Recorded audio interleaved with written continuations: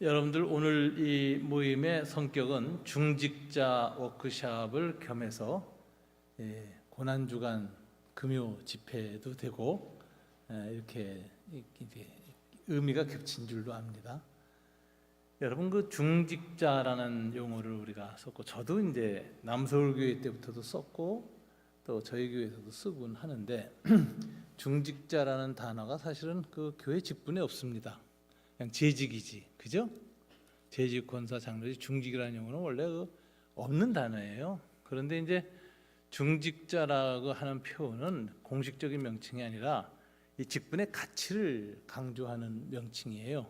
아주 귀중하고 귀중한 그런 직분이다. 이런 뜻에서 아마 중직자라는 용어를 이제 쓰곤 합니다. 그래서 오늘 이 자리는 우리가 받은 이 재직들이죠. 집사님, 안수 집사님, 권사님, 장로님, 또 우리 교우들, 교회 직분이 뭐든지 간에 그 직분 자체가 굉장히 귀하고 중한 것이다 하는 그런 가치라는 관점에서 오늘 집회를 아마 이제 시작한 것 같습니다. 그래서 오늘 저도 그 중직자 수련회라 그래서 거기에 맞춰서 이 말씀을 잡았고요. 주제는 이제 헌신입니다. 우리가 이제 여러분들이 뭐 직분자로서 교회 직분을 맡으면 시간을 더 드리게 돼 있어요. 그죠? 마음도 더 드리게 돼 있고 직분이 없을 때보다. 그리고 주변에서도 또 많이 정말 역할을 해주기를 기대하고 또 본인이 뭐 마음이나 시간만이 아니라 물질도 더 헌신하게 돼 있고 이렇게 돼서 이제 교회를 이루어가는 핵심, 중심, 우리 몸에서 아주 가장 중요한 근육 이런 것처럼 이 중직자라는 역할이 굉장히 중요한 역할을 합니다. 그래서 이제 중직자라는 그 의미는 현재 직분을 가지신 분들에게만 해당되는 게 아니라 앞으로 모든 교우들이 다 이 교회에 아주 중요한 직분을 감당하실 분들이다 이렇게 생각하면서 오늘의 말씀을 좀 살피겠습니다. 오늘 주님의 이 본문은 우리가 굉장히 잘 아는 본문이죠. 수고하고 무거운 짐진 자들아 다 내게로 오라. 이 말씀을 언제 하셨나? 오늘의 본문에 보면요, 주님이 영적으로 가장 고향되셨을 때 이 말씀하셨어요.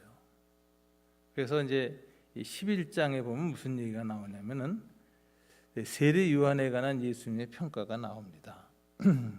그러니까 이 제자들이 이제 세례 요한에 대해서 이제 이야기를 하는데 주님이 뭐라고 이제 세례 요한을 평가하느냐? 여자가 낳은 자 중에 저보다 큰 자가 없다 이런 말을 해요. 굉장히 놀라운 말이죠. 세례 요한에 대해서. 그럼 그 당시에 세례 요한이 어떤 상황일 때 이런 평을 들었을까? 세례 요한의 믿음이 막 최고로 높았을 때인가? 그렇지 않습니다. 본문에 보면 세례 요한이 감옥에 갇혀서 예수님에 대한 믿음이 흔들렸어요. 자기 제자들을 보내서 내가 오실 그이라고, 즉 그 메시아적 표현이거든요. 나보다 나중에 오시는 그분, 그래서 coming on이라는 용어를 씁니다. 오실 분, 그분은 나보다 능력이 많아서 나는 너에게 물로 세례를 주지만 그분 오시면 성령으로 불로 세례를 줄 것이다 이렇게 얘기하셨고, 요단강에서 예수님을 향해서 보라 하나님의 어린 양이다 이랬던 그 세례 요한이에요. 그런데 세례 요한이 그 예수님에 대한 믿음이 흔들렸어요. 그래서 감옥에 갇혀서 뭐라고 하냐면 제자들을 보내서 오실 그이가 정말 당신입니까? 이러고 묻는 거예요.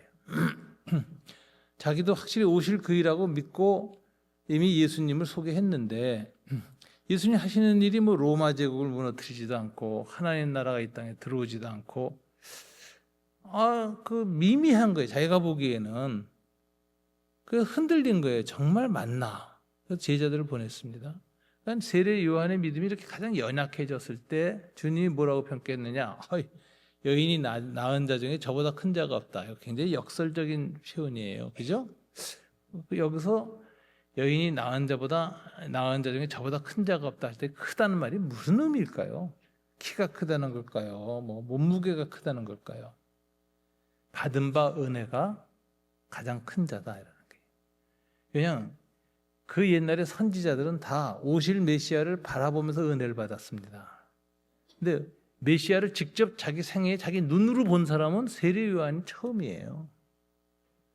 그러니까 그 전에 어떤 선지자들보다 여인이 낳은 자 중에 가장 큰 하나님의 은혜를 겪은 사람은 세례 요한이다. 주님 이렇게 말씀하셨으니까 여자가 낳은 자 중에 가장 큰 자다란 말이 맞는 말이죠. 비록 지금 이 회의가 있고 흔들려 있어도 하나님의 은혜를 가장 크게 받은 자다.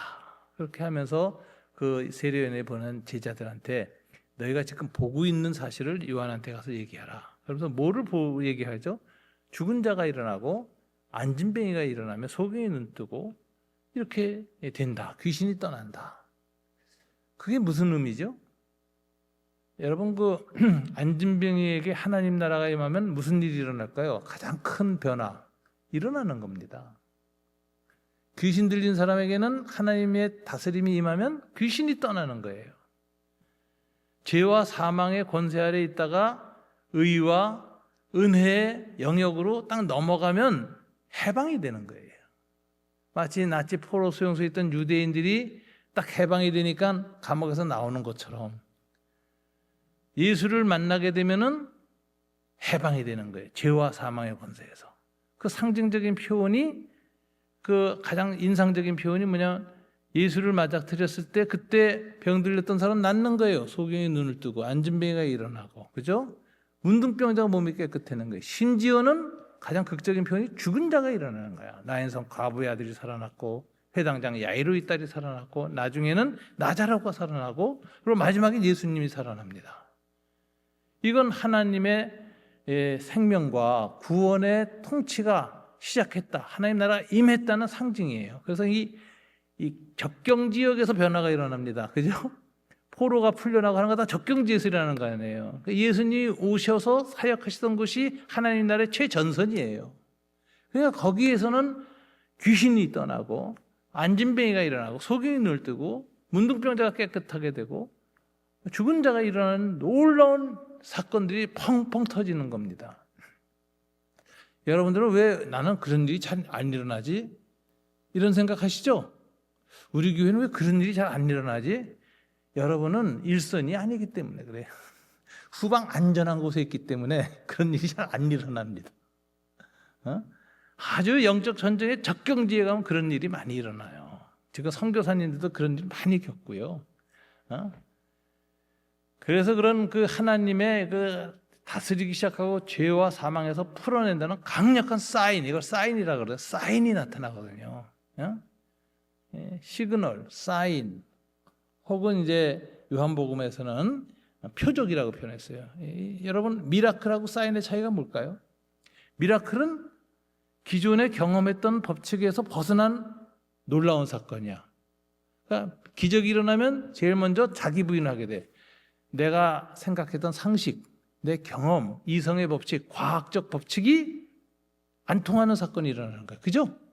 그러니까 그때 일어난 게 그동안 나의 살아왔던 삶의 모든 방식이 부정당하는 일이 이적이에요. 이적은 사람을 자기 부인하게 한다. 그 이적이 하나님이 일으키는 것이면 하나님 앞에서 자기를 부정하게, 셀프 데니얼, 내 생각, 내 사고방식, 내 법칙, 내 경험을 부정하게 한다.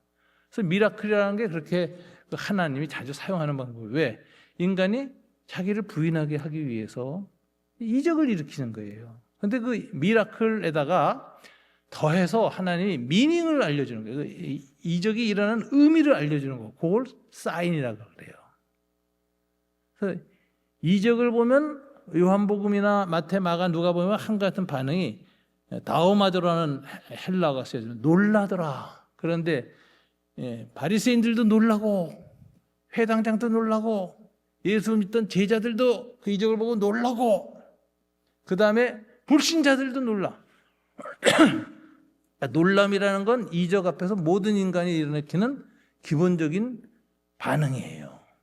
그 아까 이적이라는 것은 자기 부인을 시키는 하나님의 방식이라 그랬잖아요. 보편적. 그런데 표적이 일어나면, 사인이 일어나면 요한복음에 주로 이제 사인이라는 용어를 써요. 그 공간복음, 마타, 메가, 누가는 이적이라는 단어를 쓰고 요한복음은 사인이라는 표현을 써요. 이적, 표현. 그러니까 이제 표적이죠. 그럼 표적은 이적하고 뭐가 다르냐? 미라클은 이적인데 플러스 그 이적의 의미를 발견하는 거야. 미닝. 미라클 플러스 미닝이 사인입니다. 우리가 저 도로 사인판 딱 봐도 의미를 알잖아. 오른쪽으로 가면 동탄입니다. 일로 가면 서울입니다. 이 나오잖아요. 그것처럼 이적 자체를 보고 여러분 사인판 보고 놀라는 사람 있어요? 그 도로 표지판이다. 이런 사람 있어요? 그래도 놀라지 않아. 근데 이적만 보고 놀라는 게 아니라 이적이 당연 의미를 알고 머리를 끄덕 이게 진짜 이적을 이해하는 거거든요. 그럼 주님은 이적을 왜 일으키셨는가? 이적의 의미가 뭐냐? 하나님의 다스림이 이제 죄와 사망으로 잡힌 인간들에게 시작됐다. 예수를 영접하고 예수를 받아들이면 예수님이 하나님의 나라의 권세를 가지고 오셨기 때문에 하나님의 권세가 임하는 거예요. 나를 영접하는 자는 내 아버지를 영접하는 것이에요. 그래서 하나님의 백성이 되는 거예요. 어떤 나라의 대사를 영접하면 그 나라의 왕을 영접하는 거죠. 그것처럼 예수님이나 예수님의 사도들, 복음을 전하는 사람들의 복음을 받아들이는 것은 예수님을 받아들이는 것이고, 예수님을 받아들이는 것은 예수님을 보내신 하나님을 받아들이는 것이다. 이게 아포스토릭, 대사, 사도라는 의미예요. 그래서 하나님의 통치를 받아들이는 거야. 그러면 뭐예요? 난 이제 죄와 사망과 사탄의 권세 아래서 살기 싫습니다. 이제는 하나님의 다스림을 받고 살겠습니다. 예수님을 통해서 하나님께서 예수님을 만왕의 왕으로 세우셔서 그 다스림을 우리 안에 깨우쳐 주시니 내가 받아들이겠습니다. 그리고 하나님의 나라를 받아들이는 것, 이걸 리시빙이라고 그래요. 그래서 이 예수님의 표현 중에 오늘 본문에도 나오는데, 이것을 지혜롭고 똑똑 슬기 있는 자들에게는 숨기시고 어린 아이들에게는 나타내심을 감사나이다. 오늘 본문 바로 앞에서 25절에서 주님이 기뻐서 기도하시는 모습에 그런 기도를 해요. 그럼 이 어린아이라는 것이 뭐냐? 어린아이를 순수성이라고 생각하는데 그렇지 않습니다. 너희가 하나님의 나라를 이 어린아이들처럼 받아들이지 아니하면 결단코 하늘나라에 들어갈 수 없다. 그래서 어린아이를 뭐예요? 순수성의 표현이 아니라 받아들이는 존재. 어린아이들은 어른 말에 잘 속습니다. 잘 받아들여요. 어린아이는. 그래서 어린아이라는 예수님의 표현 속에는 순수성을 의미하는 것이 아니라 잘 받아들임이야. 지혜롭고 똑똑한 놈들은 안 받아들여. 지 주장, 지 고집이 강하고 지 생각이 맞아야만 받아들여. 근데 어린아이들은 뭐예요? 얘기하면 어른의 말을 그냥 받아. 그것처럼 하나님의 자녀들은 하나님의 말씀을 그대로 받아들여. 그래서 하나님의 구원의 계시는 이 세상에 지혜롭고 똑똑하다는 자기 주장이 강한 사람들한테는 숨겨지시고, 순수하게 잘 받아들여 하나님 앞에 어린아이 같이 의존하는 마음, 열려진 마음, 믿는 마음, 있는 그대로 받아들이는 마음이 있는 자들에게는 하나님의 나라가 자녀가 되는 권세를 주시고 하나님 나라의 시민권이 주어지는 거예요. 그 백성이 되는 거예요. 그래서 어린아이 같은 자들에게 열리는 하나님의 나라. 그래서 어린아이는 표현할 때 그 특성이 순수성, 퓨리티가 아니라 리시빙, 받아들임에 있다. 받아들임, 강조점이. 예수님의 표현해 보면 항상 어린아이들처럼 받아들이는 자가 하나님의 자녀가 된다. 주님의 말씀을 잘 받아들여야 돼요. 받아들여야 돼요. 근데 이 받아들이는 데 있어서 표적은 뭐냐? 이적이 일어나면서 그 이적의 의미를 예수님이 담아서 이적을 일으켜요. 그러니까 물을 포도주로 바꾸는 거나 이런 게 다 의미가 있잖아요. 그 의미가 있거든. 그래서 표적은 공간복음서에 나오는 이적이 아니라 이적 더하기 미라클 플러스 미닝이 표적이에요. 사인이에요. 그래서 우리가 사인을 보면 의미를 알아야 돼요. 그래야지 서울로 가든지 동탄을 가든지 결정할 거 아니에요. 딱 의미를 알아야 돼요. 그러면 예수님은 그러죠. 내가 이렇게 이적을 행하고 귀신을 쫓아내는 것은 어떤 의미로 내가 하느냐. 복음서에서 주님이 그렇게 얘기했어요. 내가 하나님 나라가 임하였다는 증거니라. 하나님의 다스림이 이제 죄와 사망에 있던 사람들에게 시작돼서 죄에서 해방돼. 그래서 죄를 깨닫고 회개를 해. 이게 해방되는 거예요. 사망의 세력 앞에서 죽음에 존재했던 사람이 예수님의 영원한 생명을 깨닫게 돼. 영생의 존재가 돼. 이게 하나님의 다스림이 임한 거예요. 포로 수용소에서 죽어가던 유대인들이 연합군이 들어와서 문을 여니까 해방돼가지고 새로운 삶을 사는 거야. 그 하나님의 나라, 다스림이 이제 죄와 사망의 세력이 있던 사람들이 시작된다는 표시로 내가 이적을 행한다. 주님이 그러셨다고. 그러니까 주님이 이적을 행하시는 목적은 주님이 매직쇼를 하기 위해서가 아니에요. 주님이 사람들 깜짝 놀라게 하려고 하는 게 아니에요. 그래서 주님이 무슨 옛날 시골 장돌마당에서 하는 무슨 마술사입니까? 사람들 끌어모으려고 쇼한 겁니까? 그게 아니에요. 예수님이 내가 이적을 행하는 일은 딱 주님이 스스로 했어. 하나님 나라가 임하였다는 것을 증거하기 위해서다. 이적을 행하시는 의미예요. 그래서 모든 이적 앞에서 하나님의 통치, 하나님의 주권, 그리고 주권을 행하시는 예수님이 하나님의 그 권세를 주신 분이라는 것을 아는 거야. 메시아라는 걸. 하나님의 왕권을 가지고 오신 분이라는 걸 아는 거야. 하나님의 왕의 아들이라는 걸 아는 거예요. 그걸 받아들이는 게 믿는 겁니다. 그래서 이적을 보고 회개하고 주 예수를 믿는 것. 이게 미라클 더하기 미닝을 안 거예요. 그 의미를 아는 것. 이게 이제 사인이라는 표현입니다. 표적이라는 의미예요. 그러니까 공간복음서에서는 이적이라고 표현된 게 요한복음에서는 표적이라고 표현했는데 이 의미가 이렇게 좀 달라요. 그러니까 여러분들은 이적 중심의 신앙을 하는 것도 좋지만 그보다 더 중요한 게 뭔지 아세요? 표적 중심의 신앙입니다. 메시지라는 거예요. 의미라는 거예요. 제가 재미난 얘기 한번 해봐요. 이 얘기할 때 꼭 생각나는 사람이 하나 있어요. 지금 이제 미국에 이민 가서 사시고 얼마 전에 한번 놀러 왔다 그러던데 못 만났어요. LG 연구원이었는데 그 부인이 이제 CCC 간사였어. 아니, 그러니까 IVF. 그래서 제가 이제 구로동에서 교회할 때 그 교회 출석을 했었단 말이에요. 그 송 목사님하고 사모님이 다 IVF라는 선교단체 출신이잖아요. 제가 IVF에서 꽤 유명한 학생 강사였습니다. 초청을 많이 받은. 그러니까 제가 그 IVF 수련회 갈 때 송 목사님도 수련회에 계셨고 사모님도 계시고 다 그랬어요. 그래서 이스라엘 있을 때 제가 이제 이스라엘에 안식년을 갔더니 사모님하고 송 목사님이 저를 이렇게 식사를 대접하면서 제가 IVF 때 목사님 설교 많이 들었다 해서 얼마나 반가웠는지 몰라요. 하여튼 그런데 이렇게 이제 학생 사역을 하고 그래도 항상 그 성경을 얘기할 때마다 사람들이 이적 중심의 신앙이 되면 이적이 일어나면 와 하고 이적 사라지면 에이 하고 금방 식어요. 그게 이적 신앙의 한계예요. 우리 순복음교회 쪽에도 그런 일들이 많았잖아요. 옛날에. 근데 표적 중심의 신앙이 되면 이적 자체가 중요하지 않고 이적이 어떤 메시지를 담고 있는 걸 딱 깨서 그 의미를 깨닫게 되면 이적이 일어나든 안 일어나든 그 방향을 향해서 갑니다.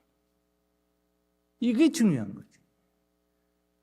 그래서 표적 신앙이 중요한 거예요. 이적 신앙보다 더 하나님 나라에 가까운 신앙이에요. 그 메시지를 보는 거예요. 그리고 그것을 보고 하나님의 다스림을 받아들이는 거예요. 나도 당신의 다스림을 따라 살겠습니다. 저는 내가 나를 다스리면서 살았고 내 자아의 통치를 받았고 세상 통치를 받았습니다. 세상 영향받으면서. 그런데 이제는 주님의 다스림을 따라 살겠습니다. 그게 깨달아질 때 그게 주님의 백성이 된 거예요. 그 나라의 백성이 되고 주님의 자녀가 된 거예요.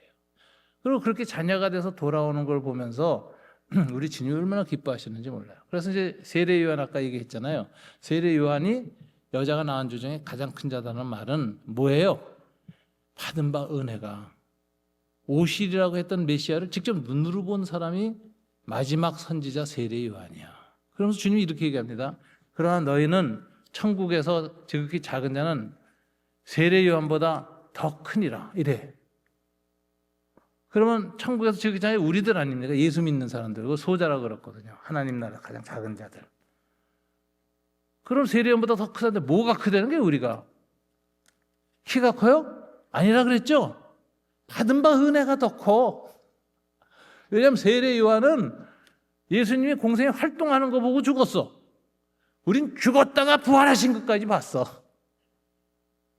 누가 받은 바 은혜가 더 큽니까? 우리죠. 그리고 예수님이 그런 얘기예요. 도마한테 네가 나를 본 거로 믿느냐? 예수님 안 믿다가 부활하신 예수님의 육체에 손에 못 자고 이거 보고 나서 믿었잖아요. 그러니까 주님 이럽니다. 보지 않고 믿는 자가 더 복이 있다. 그래요. 제가 은혜 받았어요. 나는 안 보고 믿었어. 예수님 부활하신 모습 내가 뭐 본 적도 없고 만져본 적도 없고 그 옆구리 창자국 손자국 놓아본 적도 없어. 그런데 믿었어. 누가 더 복이 있어요? 도마보다 제가 더 복이 있어요. 왜? 저는 눈으로 보고 믿은 자가 아니라 성령으로 거듭나서 믿은 자야. 성령으로 거듭나서 영적인 깨달음에서 믿은 자이기 때문에 내가 더 복이 있다고 주님 그러셨어요. 그래서 제가 그 말씀 듣고 나서 얼마나 제 믿음에 대해서 그 프라이드가 생기는지 몰라요. 뭐 봤다 하는 사람 굉장히 많아. 한국교회에 신비한 거 본 사람들 엄청 많아요. 그냥 그런 사람들이 봤다고 자랑하면 웃어요. 야, 수준이 낮다. 나는 안 보고 믿었다. 내가 받은 복이 더 크다. 내가 저 세례 요한보다 더 복이 크다니까. 은혜의 복이 큰 거예요. 그러니까 이 신앙의 프라이드가 생기지. 뭐 봤다 이적했다 이런 사람들한테 제가 안 끌려요. 제가 아까 예화 하나 생각난다 그랬잖아요. 그 부인이 IMF 간사였는데 그 남편이 그 카이스트 나오고 아주 머리가 수제예요. 그래가지고 이제 LG 연구원에 그 의왕에 있는 연구소 이제 박사였어. 그런데 그 어머니는 권사였는데 얘 도태 안 믿는 사람이야. 그래가지고 안 믿어진대 자기는. 그래서 부인이 그 IMF 간사 출신하고 결혼했는데도 안 믿으니까 그 부인이 얼마나 속상해. 자기 남편이. 그러니까 우리 교회 자꾸 끌고 나오는 거예요. 그래서 이제 우리 교회 억지로 나왔어. 내가 신방도 가고. 그래서 이제 나왔는데 그 친구가 한동안 그러더니 교회 안 나오더라고. 그리고 이제 끊어졌어요. 그랬다가 제가 이제 3번에 다시 이제 두 번째 교회 개척을 딱 하는데 3번 역에서 만났어. 근데 날 딱 보더니 아이고 목사님 그러는 거야. 이거 누구야? 근데 그분이 그래. 저 안목입니다. 내가 알지. 교회 나오다 안 나와가지고 내가 항상 그 생각나는 사람 중에 하나야. 내가 그랬거든. 그랬더니 아이고 목사님. 그 목사님 여기 웬일이십니까? 나 여기 교회 개척했어요. 3번에 산울교회라고 그랬더니 그래요? 근데 그 다음 주에 와서 등록했어요. 근데 보니까 신앙이 펄펄 끓어. 완전히 변해서 완전히 새 사람이야. 깜짝 놀라서 이제 그간 얘기를 들었더니 아주 재미난 얘기를 해요. 이 친구가 LG 연구원 다니는데 병에 걸렸는데 열병에 걸렸어요. 그래가지고 그 폐혈증이 있죠. 피가 썩는 병. 그러니까 그 열이 엄청 올라오는데 폐혈증 걸리면 그 균이 마이신에 안 죽으면 죽습니다. 아주 굉장히 곤란한 병이에요. 폐혈증이 오면은. 그래서 몸이 올라가가지고 온몸이 새카맣게, 얼굴 피부까지 다 새카맣게 됐대. 타가지고. 그래서 죽는다 그러는데 그 어머니하고 그 부인이 이왕 죽을 거면은 기도나 받아보자. 그래가지고 남편을 끌고 그 당시에 이렇게 막 은혜 받아가지고 이적을 막 행하고 전도하는 여자 전도사를 한 사람 알게 돼가지고 거기 데려가서 기도를 받은 거야. 근데 그 여전도사 사진을 내가 딱 봤는데 예수 무당도 이런 무당이 없어. 옷 입은 게 참 이상하고 화장도 이상하게 내가 보기엔 딱 예수 무당이더라고. 근데 이 무당도요 초발신 무당이 아주 신비한 힘이 많이 나옵니다. 예수 믿어서 성령 체험했어도 처음 체험한 사람이 이적 기사 많이 일어나요. 거기를 간 거야. 가서 기도 받았는데 낫어요. 의사들이 다 나가다 빠졌어요. 살아 돌아가가지고. 열병이 떠났다. 베드로 장로의 열병이 그 자리에서 떠났다는 얘기가 있잖아요. 그 자리에서 바로 떠났다. 이 사람이 그런 일을 겪었어요. 그래가지고 이 사람이 또 하여튼 열심히 있으면 좀 특이해. 그냥 그렇게 났으면 아멘하고 와서 교회를 섬기면 되지. 내가 감사해서 어쩔 줄은 모르겠다. 그 여전도사님이 다니는 유랑 전도단에서 버스 타고 다니면서 이제 전도하는 귀신 쫓고 거기에 단원이 됐어. 그래서 6개월 동안 버스 타고 다니면서 의자 놓는 거 한 거예요. 의자 놓는 거. 그러니까 이적 기사를 굉장히 많이 봤어요. 집회 다니다가. 근데 어느 날 갑자기 딱 의자 접고 와서 교회를 나온 거야. 그래서 내가 하도 신기해서. 그러니까 이제 이적 기사를 많이 봐서 막 뜨거워. 하나님에서. 아니 근데 왜 간두고 왔느냐 했더니 이상한 걸 깨달았대. 이적 기사 그렇게 일어나는데 진짜 이적 기사 때문에 예수 믿는 사람은 10명 중에 1명도 안 되는 거예요. 그러니까 예수님 그랬잖아요. 야, 10명이나 다 문둥병자 고쳐놓는데 어떻게 너 하나만 오냐 그러잖아요. 확률이 10분의 1이야. 예수님도 이적행에서 돌이키는 확률이 10분의 1이야. 예수님도. 그런데 그 여전도사가 아무리 해도 뭐 한 100분의 1 되지 않겠어요? 이게 신기한 거야. 이 사람은. 아니 저 이적이 일어났는데 왜 예수를 안 믿을까? 그러면서 발견한 거예요. 6개월 동안. 자기처럼 어렸을 때 주일학교도 다니고 말씀이 있는 사람은 이적을 체험하는 순간에 말씀이 살아나. 그게 다 믿어져. 그래서 믿음 생활을 하는데 말씀이 안 들어갔던 사람은 귀신이 나면은 들렸을 땐 난리치더니 낳고 나면 교회 안 나와. 그런 사람들 많습니다. 그래서 여러분 이적 기사 많이 일어나면 거의 예수 믿는 사람 많을 것 같은데 의외로 진실한 믿음으로 가는 사람이 이렇게 많지 않아요. 그게 자기는 항상 의문이었대. 어떻게 저렇게 병이 났는데도 교회를 안 나갈까? 예수를 안 믿을까? 자기는 버스 타고 6개월간 LG전자에다가 그 장기 요양소인가 뭔가 그거 내고 6개월 동안 의자 들고 다니는데 어떻게 저럴 수 있을까? 이런 생각이 들었는데 깨달은 게 말씀이 없으니까 아무리 이적이 있어도 소용이 없구나. 마치 장작이 다 타면요. 석이 뿌리면 확 차오르지만 재에다가 뿌리면 금방 꺼집니다. 그죠? 나무가 있어야 타. 그것처럼 말씀이 없으면 아무리 성령의 기름 부음이 일어나도 확 타고 끝나. 말씀이 있어야 계속 불이 타는 거예요. 그걸 깨달았다는 거예요. 그래서 말씀을 배울 교회를 가야 되겠다. 그러던 반에 자기 아내가 청년 대학생 중에 유명한 성경 교수인 이문식 목사님을 기억났는데 3번에서 만난 거야. 그래가지고 우리 교회에 와서 신앙생활 잘했습니다. 그리고 또 그 친구는 그 후에도 이적이 일어나더라고. 또 어려운 일 겪을 때. 그러다가 미국의 대학에서 초빙 교수로 불러가지고 가족이 다 미국에 이민 갔어요. 그러다가 한번 한국에 나왔다가 저 한번 만나러 온 적이 있고 지금 한 20년이 넘었으니까 이제 미국에서 살겠지. 제가 그 생각이 나요. 이적 기사가 아무리 있어도 이적 중심의 신앙은 한계가 있다. 표적, 말씀에 대한 이해가 깊어질 때 진정한 신앙이 된다. 오늘 예수님도 세례 요한하고 자기 제자들한테 너희는 하느님 나라의 가장 어린 소자인데 너희가 받은 은혜가 세례 요한보다 더 크다. 세례 요한은 여자가 낳은 자 중에 가장 큰 자인데 너희는 그보다 더 크다. 그러면 우리는 얼마나 더 큽니까? 사도들은 예수님이 죽으신 부활 체험하고 교회 초대교회만 경험했어요. 우리 2000년 교회를 경험했어. 2000년 동안 교회사 속에서 성령이 어떻게 역사했는지를 다 알아. 그러니까 우리가 받은 은혜가 더 큰 거예요. 그래서 저는 항상 내가 세례요한보다 받은 은혜가 더 크다. 베드로보다 크다. 도마보다 크다. 이러고 생각하고 살아요. 그래서 이 받은 은혜가 크니까 더 충성해야지. 이러고 살아요. 오늘 예수님이 그 세례요한 얘기하고 제자들 얘기하면서 너무 기분이 좋으셔서 오늘 본문에 보면 기도하신 거예요. 그때 예수께서 대답하여 이르시되 바로 11장 25절 안에 맥락을 천지의 주제이신 아버지. 기도가 뭔가 장엄하잖아요. 그러니까 예수님이 굉장히 지금 흥분하고 기분이 좋으셨어.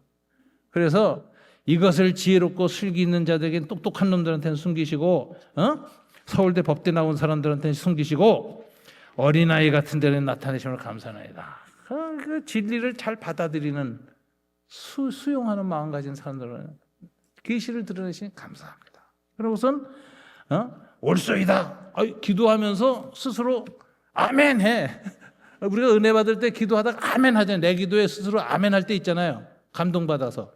이게 내 기도가 아니라 성령이 하신 기도다 해서 옳소이다. 이렇게 된 것이 아버지의 뜻이니이다. 그래놓고 내 아버지께서 모든 것을 내게 주셨으니 아버지 외에는 아들을 아는 자가 없고 아들과 또 그 아들이 소원대로 계시를 받는 자 외에는 아버지를 아는 자가 없나이다. 그러니까 여러분이 얼마나 훌륭해요. 아들의 소원대로 계시를 받은 자야. 그렇지 않고서는 하나님을 알 수가 없고 예수님을 알 수가 없는 거야. 그러니까 내가 예수님을 알게 된 것은 예수님의 소원과 예수님의 소원대로 아버지가 응답하셨기 때문에 내가 하나님을 아버지를 알게 됐어요. 그러니 우리가 받은 은혜가 여인이 난 자 중에서 가장 큰 자지. 그잖아요? 그렇게 큰 은혜를 받았다. 이렇게 하는 게 옳습니다라고 주님이 기도하다가 박수를 치세요. 스스로 자기 기도에. 아멘, 아멘, 옳습니다. 이러고. 이렇게 영적으로 가장 높은 단계로 들어간 상태에서 주님이 이번엔 하나님을 향해서 눈을 돌렸던 걸 사람들 할 때 세상에서 눈을 딱 돌리시고 한 말이 오늘 본문이에요. 그러니까 이게 오늘 본문에 제가 배경을 설명하려고 조금 시간이 많이 갔는데 시간 조금 더 해도 괜찮죠? 집회니까 집회는 보통 1시간 반씩 하는데 오늘 제가 조금 줄입니다. 걱정하지 마세요. 집에 돌아가실 수 있게 해드릴게요. 네. 이렇게 영적으로 가장 고양된 순간에 주님이 이제 이번에는 하나님을 바라보지 않고 사람들 바라보는 게 하나님을 향해서 가장 감동이 가득 찬 상태에서 사람들 한 말을 했는데 이게 굉장히 은혜로운 말이에요. 이렇게 말합니다. 우리 28절 한번 다 같이 읽어볼까요? 시작.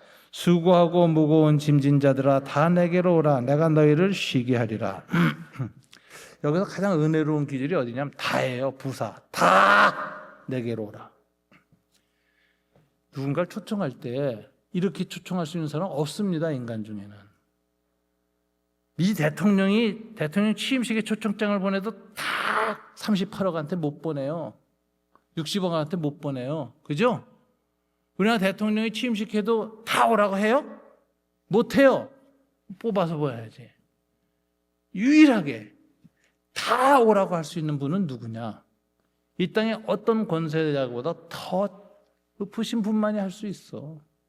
그러니까 예수님이 수고하고 무거운 짐자 다 내가 다라고 할 때는 여기 예수님의 자기 계시가 있는 거야.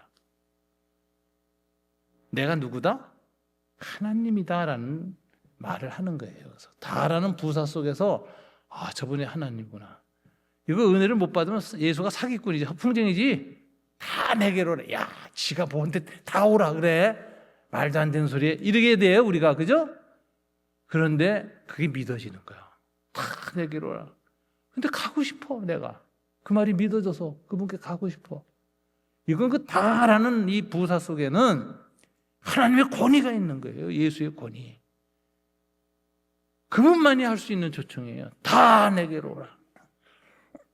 여기에 계신 분들은 지음으로 여기 앉아 있는 사람 없습니다. 하나님께서 은혜를 줘서 부르셨기 때문에 온 거예요.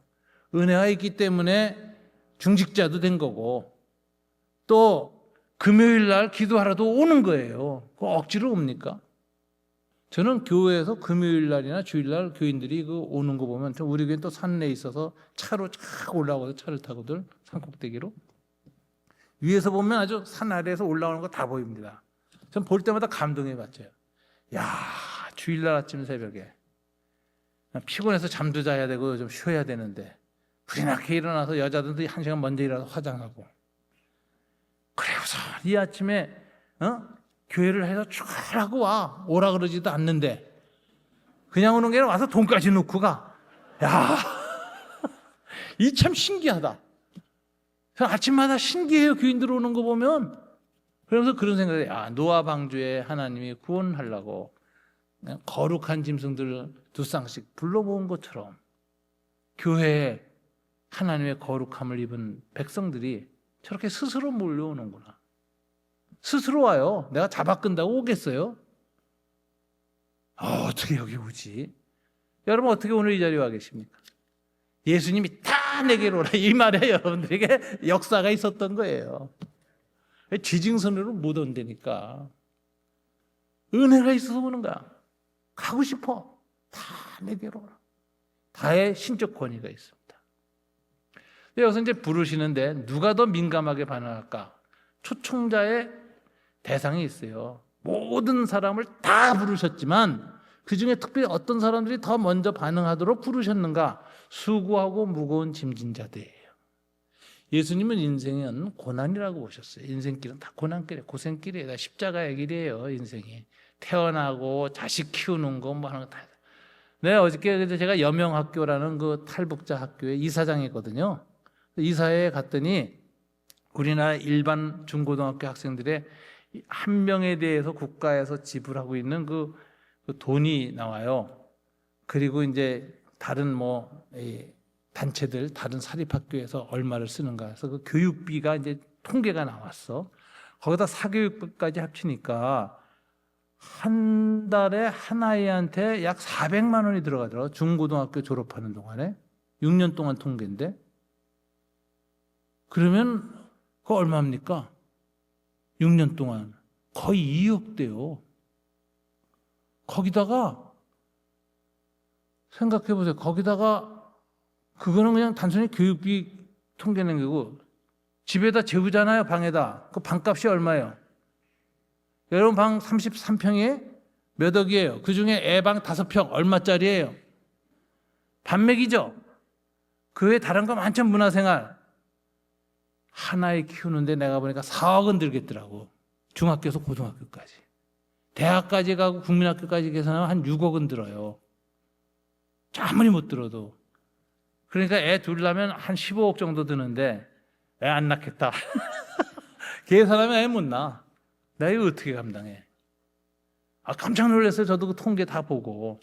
근데 하여튼 어쩌다가 이 말이 나왔는지 모르지만 하여튼 예수님이 다 내게로 오라고 했는데 아무나 다 오라고 하지 않고 특정해놨어. 그래서 인생이 이렇게 다 고생이에요. 학교 다니는 거, 공부하는 거, 애들 키우는 거 다 보면 고생하는 거예요. 근데 고생을 둘로 봤어요. 수고와 짐으로 봤어. 주님이 분류해요. 근데 재미난 건 수고하고가 능동형 ing 분사형. 능동 분사형이야. 수고라는 게 그래서 무슨 뜻이냐? 스스로 사서 고생하는 것. 그게 수고야. 사람들 고생할 때 보세요. 지가 사서 고생하는 게 태반입니다. 지가 욕심 부리고 지가 하고 싶어서 하고 지가 일지절리고 감당 못해서 고생하는 사람 태반이에요. 그게 인생의 대부분의 고생을 주는 수고로 봤다고 해요. 능동분사형. 지가 능동적으로 일저질러서 생긴 고생. 그게 수고야. 주님이 그것도 불쌍히 보셔. 네 책임이다 이러지 않고 아이고 어리석은 사람들이 지 욕심, 지 생각, 지 뜻, 지 야망 때문에 저거 일 저지르고 저 고생하는구나. 제일 고생한 사람 윤 대통령 부부. 수고한 사람. 주님이 불쌍히 여겨. 불쌍하다. 스스로 고생하다니. 이렇게 보는 거예요. 무거운 짐은 놀랍게 재미난 게 원문이요. 수동분사형입니다. 이건 무슨 소리냐면 원하지 않는데 진 짐이야.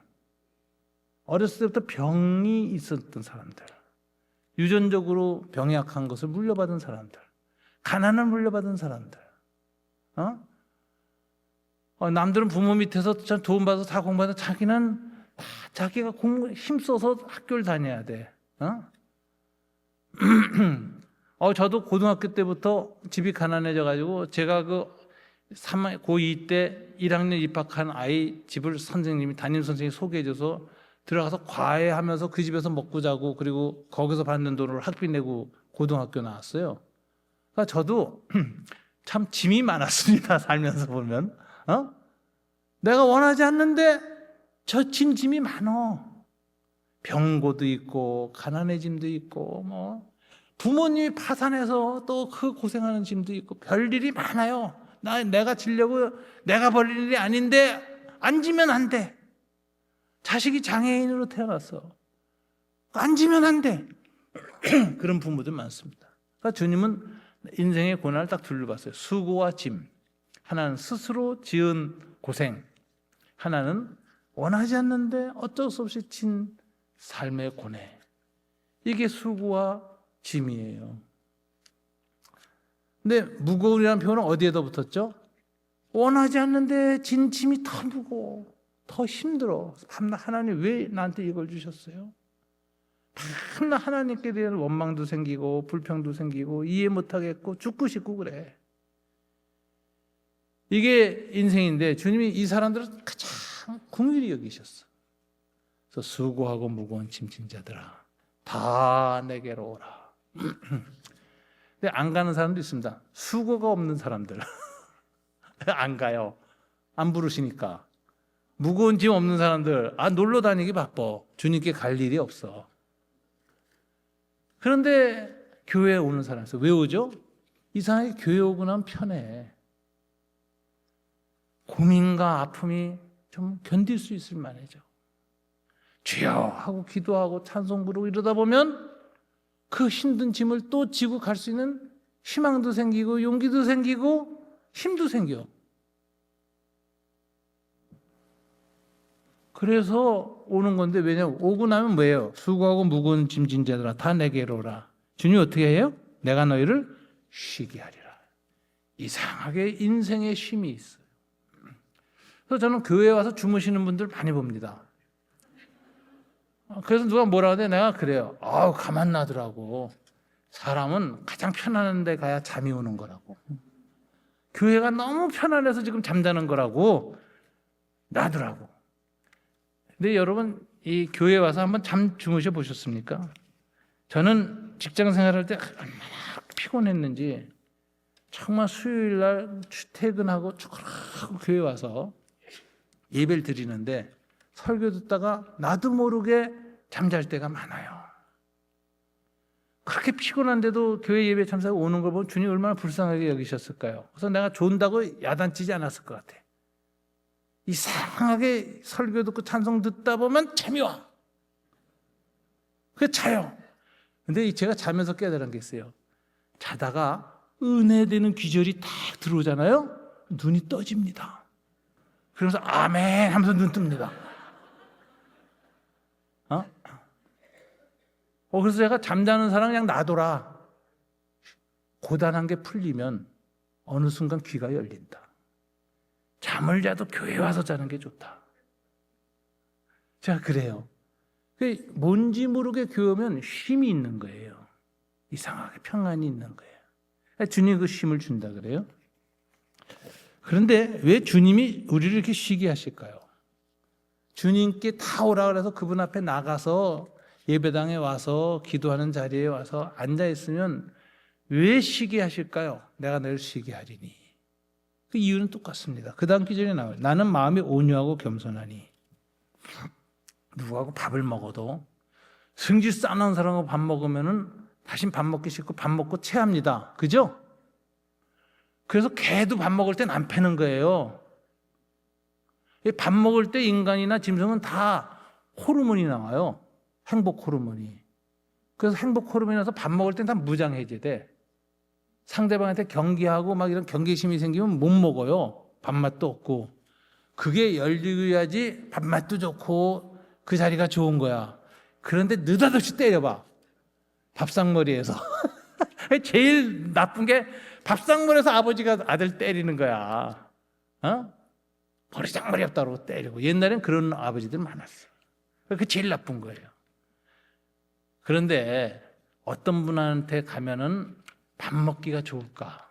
대화도 재미나고 얘기하거나 스트레스 안 받고 풀리고 행복해지고 그분하고 만나고 나면 위로가 되고 힘이 솟고. 누구예요? 마음이 온유하고 부드러운 사람. 예수님은 마음이 온유하고 부드러우셔서 우리들의 그 하찮은 소리 이런 소리까지 다 들어주세요. 제가 목회할 때 목회 제일 못할 때가 언제였느냐. 제가 독일에 유학 간다고 유학 준비할 때예요. 시간이 아까워. 그때 대학부를 했는데 대학생들하고 시간을 잘 안 보내. 강연만 하고 팍 집에 가서 공부해. 사람한테 쓰는 시간이 아깝더라고. 이 시간을 가서 공부해. 사람한테 시간 쓰면 한 소리 또 하고 한 소리 또 하고. 우울증 걸린 사람은 똑같은 얘기 계속 반복해. 근데 그걸 계속 들어줘야 돼. 낭비 같아.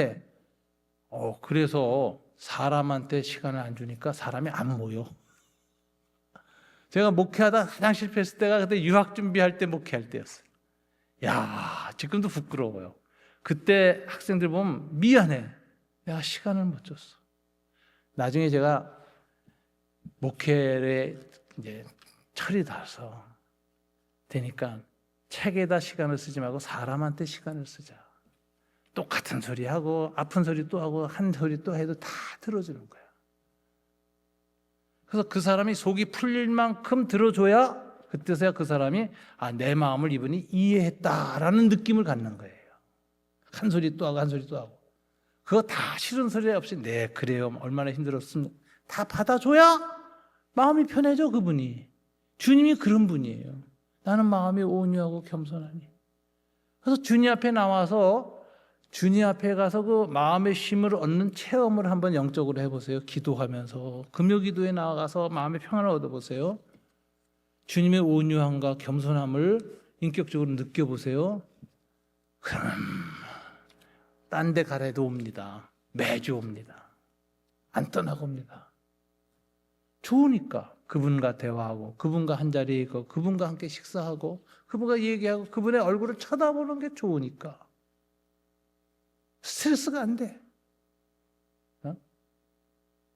그래서 교회 여자분들이 참 많이 오는 이유가 그거예요. 남편 보면 스트레스가 생기고 자식을 보면 더 생기는데 교회 오면 그게 안 생겨. 사람들이 교회 오는 것 중에 하나는 마음이 쉼이 있고 두 번째는 예수님이 온유하고 겸손하게 우리를 안아주시기 때문에 그 예수님의 인격적인 그 관계의 맛을 한번 보고 나면 자꾸 오는 거예요. 힘들 때마다, 수고할 때마다, 내가 벌려서 일 때문에 힘들 때마다, 내가 벌렸지만 갈 때는 주님밖에 없어. 내가 원하지 않고 짐을 졌지만 이 짐을 져서 힘들고 내가 왜 이런 짐을 져야 되나 고통스럽지만 그래도 마음에 쉼을 얻고 그다음 힘을 얻을 수 있는 것은 예수님밖에 없어. 이게 주님이 다 내게로 오라 초청하신 이유. 그런데 이렇게 마음에 온유하고 겸손하신 분이 우리 보고 배우라 그래. 내게 배우라. 배우는 자가 제자입니다. 러너가 제자예요. 예수님이 노자나 공자 같은 분이면 제자는 뭐예요? 쫓아다니는 사람, 도제라 그러죠. 예수님이 3년 동안 쫓아다니는 게 제자들이죠. 이 제자 훈련은 교회에서 클래스에서 안 됩니다. 어디서만 되는지 아세요? 도제. 그분 문화에 들어가서 그분과 함께 먹고 자고 함께 지내야만 배우는 게 제자예요. 그래서 도제식 교육이라는 거예요. 자, 법률가는 로스쿨 가서 공부하고 사법고시 외워서 공부 잘해서 딱 붙으면 판사 되고 변호사 됩니다. 그죠? 의사는 그렇게 될까요? 안 될까요? 안 돼요. 의사는 지식으로 많이 알아서 의사 되는 거 아니에요. 그 의과책 공부하고 외워서 되는 거 아니에요. 그럼 AI가 의사하게. 의사는 임상을 해야 돼. 꼬매는 법을 이론으로만 안 거 한 번도 안 해본 놈이 의사 돼서 꼬매면 그 돌팔이요. 의대생을 갑자기 몇천 명 만들고 갑자기 한 클래스에 막 200명씩 집어넣고 이렇게 법관들 키우듯이 키우면 10년 후에 의리나는 다 돌팔이 나오는 거야. 그러니까 이 대통령이 자기 그 판사들 개혁했던 방식으로 의사 개혁하려다 망친 거예요. 그 의사는 그렇게 안 나와요. 의사는 도제. 근데 예수님의 제자도 똑같습니다. 지식으로 공부한다고 성경 많이 한다고 되지 않아요. 그분과 대화를 나누면서 그 마음의 온유함과 겸손한 법을 배우고 다른 사람들의 수고와 짐을 어떻게 도와주는가도 배우고, 그죠? 그리고 스트레스 받고 고생하는 사람의 마음에 쉼을 어떻게 줄 수 있는가도 배우고, 그걸 배워야 주님의 제자가 되는 거예요. 주님의 제자 같은 그리스도인들이 어떤 사람, 그런 사람들 아니에요. 여러분들이 가서 만나고 싶고 그 사람 정말 예수님 제자, 이런 사람들 뭐예요? 다 그런 사람들이에요. 그분한테 배워야 되는데 아주 배움에 중요한 원리가 있습니다. 주님은 제자로 어떤 사람들을 제자 학교에 입학시킬까요? IQ 좋은 사람, 공부 잘하는 사람, 문벌 좋은 사람, 어느 장로님 아들 아닙니다. 오늘 뭐라고 했어요? 나의 멍에를 메고, 따라서 해보세요. 나의 멍에를 메고. 주님이 지어주는 멍에를 메는 사람만 제자로 받아요. 그래서 주님은 나의 멍에를 메고 내게 배우라. 멍에를 안 지면 배우질 못해. 교회 직분자의 멍에를 안 지면 못 배우는 부분이 있어요. 아무리 자식이 똑똑하고 잘났어도 지가 결혼해서 자식을 낳고 그 멍에를 지어봐야 인간이 돼. 배우는 게 있어. 주님 나라도 마찬가지예요. 주님이 지어진 멍에를 매야만 배울 수 있는 부분이 있어요. 그러니까 교회를 그냥 아무런 책임 없이 그냥 그 쇼 보듯이 다니다가 그냥 헌금이 나고 휙 닦아고 나가서 떠나고 마음에 안 들면 휙 다른 교회로 바뀌고 더 찬양이 좋고 더 시설이 좋은 교회로 휙 가고 이런 사람들 있잖아요. 그런 사람은 평생 주님께 못 배웁니다. 어떤 사람이 주님께 진짜 주님을 배우느냐? 힘들고 어려운 일도 지고 감당하는 사람. 이게 헌신이라는 거예요. 헌신을 해야만 배워요. 주님의 제자는 머리로 되는 제자가 아니라니까. 하트로, 자세로,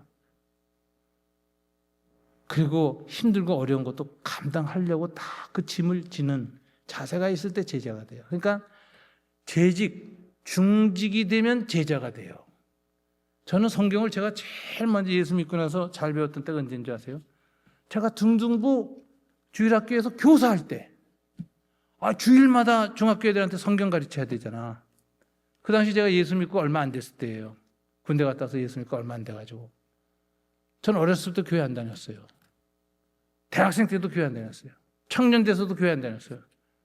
군대 갔다 와서 교회 갔다니까. 그것도 왜 갔냐? 제가 좋아하는 여자가 피아노 반주자라서 그 여자 보려고 맨날 갔어요. 그리고 2시간, 2년 앉아있다가 복음을 받게 됐어. 은혜가 와가지고 회개했어요. 그리고 은혜를 받으니까 얼마나 주님이 좋은지 성경을 읽고 공부를 하는데, 중등부 애들에게 성경 공부를 가르쳐서 중등부 교사가 됐는데, 그 당시 총회 공과가 나왔습니다. 저 탈탈탈탈 외웠어요, 공과를. 그리고 공과와 관련된 자료들도 다 읽고, 그리고 주일학교 가서 제가 그 교사 공부 시간에 가르치면요, 애들이 떠나질 못해. 눈길을 못 줘. 왜 그랬을까요? 무서워서. 얼마나 눈에 불이 나가지고 열정적으로 가르치는지 딴 데 봤다 막 두들겨 맞고 그럴 것 같아서 애들이 다 얼어서 잘 들어. 그렇게 열심히 했어요. 근데 그때 가장 신앙이 자랐어요. 멍에를 맬 때, 복음의 멍에를 맬 때, 봉사의 멍에를 맬 때, 누군가가 힘들고 아픈 사람을 섬겨야 되는 멍에를 칠 때, 집안에 있는 장애를 가진 자녀들에도 화내고 이러지 않고 멍에를 맬 때, 주님 앞에서 멍에를 맬 때, 이게 그냥 내가 어쩌다가 재수없게 걸린 멍에가 아니라 주님의 멍에다 생각하고 기꺼이 주님이 제 어깨에 지어주신 멍에 되면 제가 기꺼이 이것을 받아들이겠습니다. 그리고 멍에를 맬 때 그때부터 학습이 진행돼요. 멍에를 지고 내게 배우라. 멍에를 진 사람만이 주님께 배우는 부분이 있습니다. 그런데 주님이 이렇게 얘기합니다. 멍에를 메고 배우라. 이 멍에를 메고 배우면 힘들 거니까 멍에를 메면. 그런데 그리하면 너희 마음이 쉼을 얻으리라. 멍에를 메는데 마음이 쉼을 얻는데 이게 도대체 무슨 소리일까? 왜 멍에를 메는데 쉼이 있을까? 교회 중직자가 되는데 왜 쉼이 있을까? 힘들 텐데. 헌금 부담도 있고 시간 부담도 있고 교회에 무슨 일이 나서 봉사도 해야 되고 부담이 많이 되는데 왜 쉰다 그럴까 주님이? 멍에를 메면 그리하면 너희 마음이 쉼을 얻으리라. 결과가 쉼이 얻는, 마음의 쉼을 얻는 거예요. 멍에를 메면 교회 중직자가 되면 오히려 쉼이 얻는데, 근데 그 이유를 이렇게 말합니다. 이는 내 멍에는 쉽고 내 짐은 가벼움이라. 예수님의 멍에는 쉽고 그랬어요. 이 멍에는요, 소가 짐을 끌 때 이 좋은 멍에를 해서 딱 여기다 해주면 멍에 없는 것보다 더 짐을 잘 듭니다. 옛날에 우리 어렸을 때 지게 져보셨어요? 저 어렸을 때 집이 망해가지고 산꼭대기로 올라가가지고 밑에서 수도를 해가지고 이걸 지고 올라가야 됐어요. 국민학교 6학년 때. 근데 이거 잘못 지면 철렁철렁하고 뒤집어 쓰고 뭐 또 물 다 절반 가지고 오면 엄마한테 야단 맞아. 그 멍에를 졌네. 이 멍에를 지면 힘듭니다. 그런데 이 지게 있잖아요. 지게 좋은 걸 지면은 좀 쉬워. 좋은 지게는. 근데 멍에라는 건 뭐냐면 이 아주 가볍고 단단하고 균형이 잘 잡혀서 짐을 질 때 편안하게 되는 거야. 이게 멍에의 역할이거든요. 근데 내 멍에는 쉽고 그랬거든요. 가볍다. 가볍지. 가벼운 나무로 하죠. 강하지만 아주 가벼운 나무로 만듭니다. 그리고 쉽다는 말은 comfortable이에요. 영어로 번역하면. 아주 지면은 편안해. 딱 몸에 맞아. 짐 지는데 너무 좋아. 요게 이제 멍에예요. 근데 예수표 멍에가 유명합니다. 내 멍에는. 예수님 목수 출신이잖아요. 나자렛 마을에 가면 그 예수님의 그 아버지가 했던 목공소가 지금도 남아있어요. 성지순례 가면 봐요. 그때 예수님이 공생을 시작하기 전에 그 아버지 뒤에서 목수였거든? 근데 그때 그 대문 앞에 그렇게 써 있었대요. 바겐세일, 내 멍에는 쉽고 가볍다. 유명한 예수표 명예가 그렇게 아주 명품이었대요. 명품 명예였대요. 이거 농담인 거 아시죠? 진짜로 듣지 마시고. 이 주님이 내 멍에는 쉽고 가벼움이라 하는데 이제 그 명품이라서가 아니라 내 멍에라 그랬잖아요. 너희 멍에라 그러지 않았어요. 무슨 소리죠? 주님이 같이 진다는 거예요. 이 한국하고 달리 팔레스타인은 소를 끌 때 결의를 끕니다. 결의라는 건 두 마리를 한꺼번에 끌어요. 그러니까 이 멍에가 두 개야, 이렇게 두 개. 한 멍에 소 두 마리를 끼워놓게 돼 있어. 근데 저는 군대 가서 이제 그 봉체조라는 걸 했는데 제가 키가 크잖아요. 180이었는데 정말 죽겠어. 봉체조를 하면 저하고 키 큰 놈만 죽어나. 키 작은 사람, 우리 송민호 목사 같은 사람 따라서만 하면 돼. 하나도 힘 안 들어. 그래서 봉체조 할 때도 저 키 작은 사람 얼마나 좋을까 막 이런 생각 들었어요. 그 얘기예요. 예수님이 친히 이건 네 멍에가야 내가 너한테 지라고 했지만 내가 함께 진다. 예수님이 한 멍에예요. 예수님이 힘있게 그걸 지고 가시니 내가 그 옆에 그 멍에를 함께 질 때 쉽고 가벼워. 힘이 안 들어. 그리고 그 예수님을 의지하지 않고 지 힘으로 지려고 그러면 힘들어. 예수님까지 끌고 가야 돼. 근데 겸손해서 예수님 따라서 지면은 믿음으로 이렇게 의지하면서 지면은 예수님이 거의 다 져서 점점 가벼워져. 예수님을 의지하는 법이다. 인생 살 때 수고와 짐이 얼마나 무겁습니까? 죽고 싶지. 많이 자살하잖아. 그래서 살기 싫어 자살해버리잖아. 자살할 만큼 그렇게 무거운 짐인데 예수 믿는 사람이 주님과 함께 주님의 멍에를 지다 보면 배우는 게 있어요. 믿음으로 지니까 점점 가벼워진다. 점점 편안해지네. 교회 직분도 그렇습니다. 맨 처음 힘든데 갈수록 편안해져요. 목사 직분도 굉장히 힘들어요. 목사 때문에 직분 때문에 우울증 걸린 사람 굉장히 많아요. 저도 평생 목회를 했잖아요. 제 27살 때, 28살 때 광주 사태 날 때 그때 제가 신학생이었고 그때 전도사 됐거든요. 처음으로. 그래서 교회밥을 처음 먹었어요. 그때. 70에 은퇴했으니까 몇 년 밥을 먹었습니까? 교회밥을. 42년간 밥을 먹었어. 교회밥이 소화하기가 힘듭니다. 말이 많어. 잘 먹는다고 뭐라 그러고 못 먹는다고 뭐라 그러고 말이 많어. 쌀밥 먹는다 그러고 보리밥 먹는다 그러고 하여튼 말이 많은 게 교회밥이에요. 그래서 소화하기가 힘들어요. 그래서 어떤 사람들은 그 목사들 고생하는 거 보고 나면은 목사 자식 시키고 싶지 않다는 분들이 많아요. 교회 중직자들. 근데 저는 시간이 지나면서 보니까 다시 태어나서 너 뭐 할래 그러면 다시 목사하겠다고 말하고 싶어요. 맨 처음에 힘들었는데 하다 보니까 이것처럼 행복하고 내 성품에 맞고 좋은 게 없어. 힘들지만 좋아. 좋아서 하는 거예요. 좋아서. 그래서 저는 다시 태어나도 목사한다. 제가 이 얘기를 해요.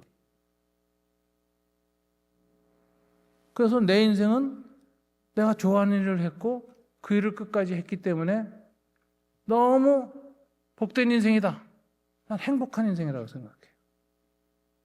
행복한 목사예요. 제가 행복하면요, 우리 집사람이 행복해집니다. 왜? 짜증을 안 내니까. 제가 행복하면요, 제 집에 우리 고양이 한 마리 키우는데 그놈이 행복합니다. 내가 발로 안 차니까. 행복은 전파돼요. 그래서 하는데 이 주님의 짐이라는 게 그렇더라고요. 맨 처음에 힘들지만 자꾸 지다가 힘드니까 주님께 못 지겠어요, 쓰러지겠어요. 그럼 주님이 져주죠. 주님을 의지할래요, 주님께 기대죠. 그러다 보면 점점 주님과 함께 멍에를 지는 법을 배우게 돼. 내 힘, 내 노력으로 지는 것보다 성령께 의지하고 주님께 의지하는 믿음으로 지면은 이상하게 가벼워. 이상하게 잘 지어져.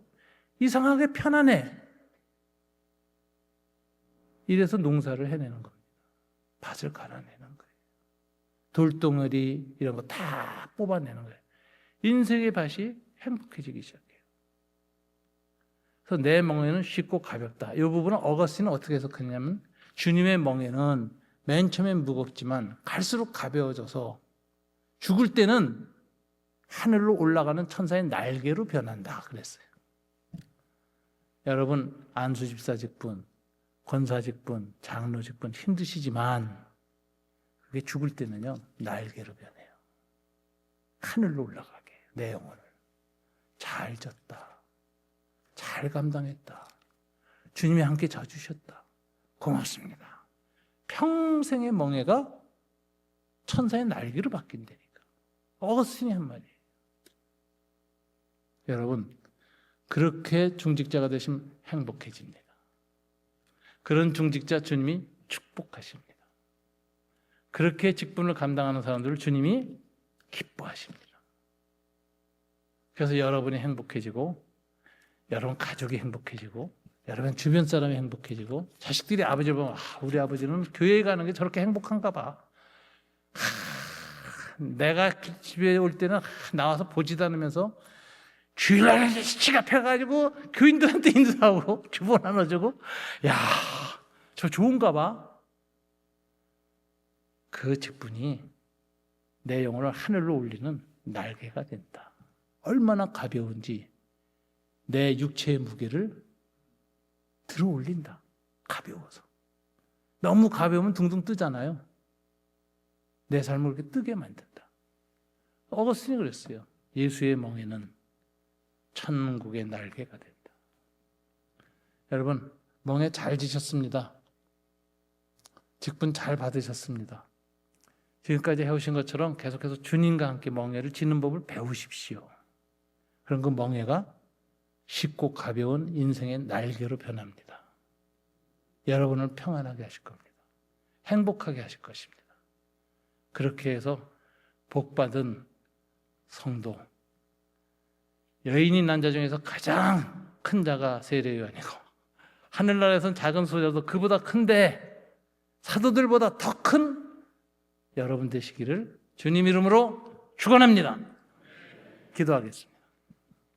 우리 말씀을 마음에 살피면서 주님 이 직분을 제가 투덜대지 않고 불평하지 않고 주님과 함께 지는 그 기쁨으로 잘 질 수 있도록 은혜 베풀어 주시옵소서. 우리 다 같이 한 목소리로 기도하겠습니다.